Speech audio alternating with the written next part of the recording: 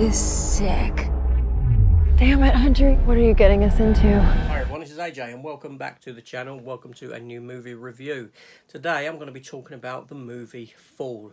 Yes, the new 2022 thriller about two young girls that climb this out of use 2,000 foot tall TV antenna tower in the middle of America, in the middle of nowhere, and get stuck up there. So let's talk about it.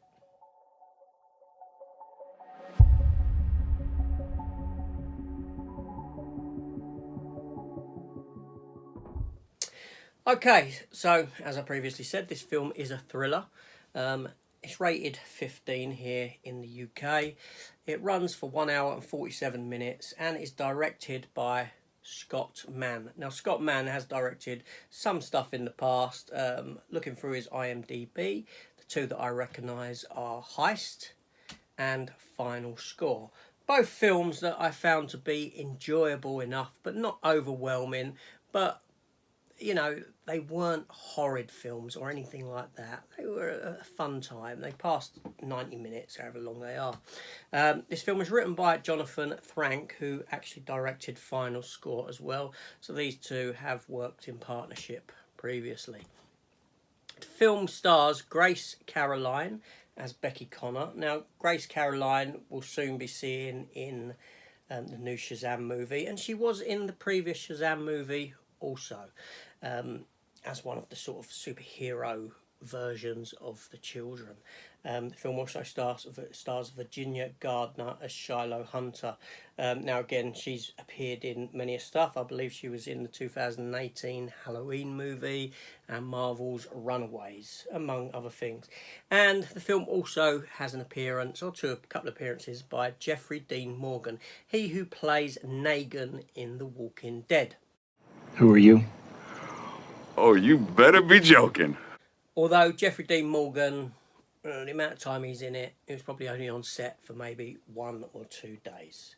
Now, like I said, this film is a thriller. It follows these two characters, Becky and Shiloh, who are avid mountaineers. And a tragedy befalls them, and Becky goes into kind of like a withdrawn mode while Shiloh gets on with her life elsewhere.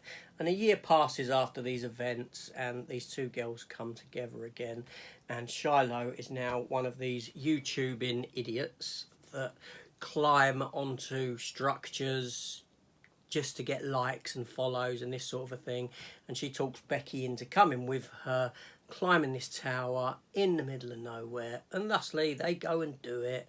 And what could go wrong? Well, apparently everything, because as I said, they get stuck up there. They get stuck at the top of this tower, lo and behold, with no way down. And it's a fight for survival after that.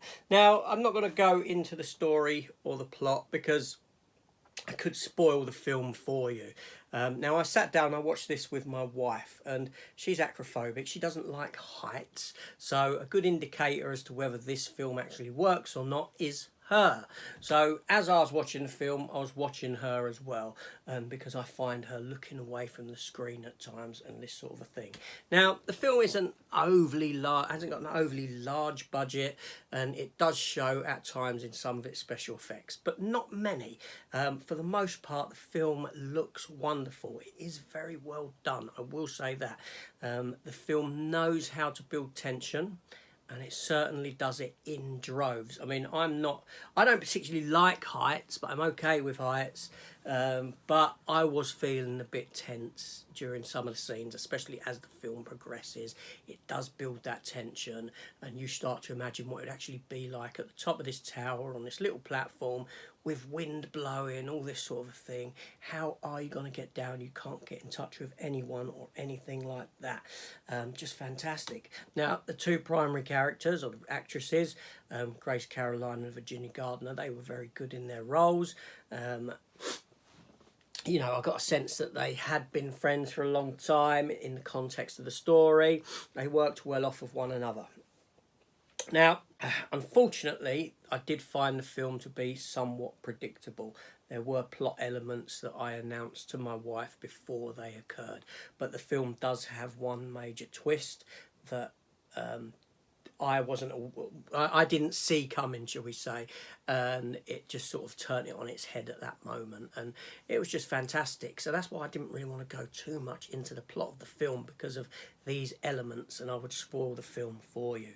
But the film, you know, like I said, the tension is ramped up as this film goes on, and you feel for these people. You feel that you know, there's no way out. There is no way out of this situation that they're currently in, and all the ideas they try, ideas that even I came up with, they tried. So the story had been thought about.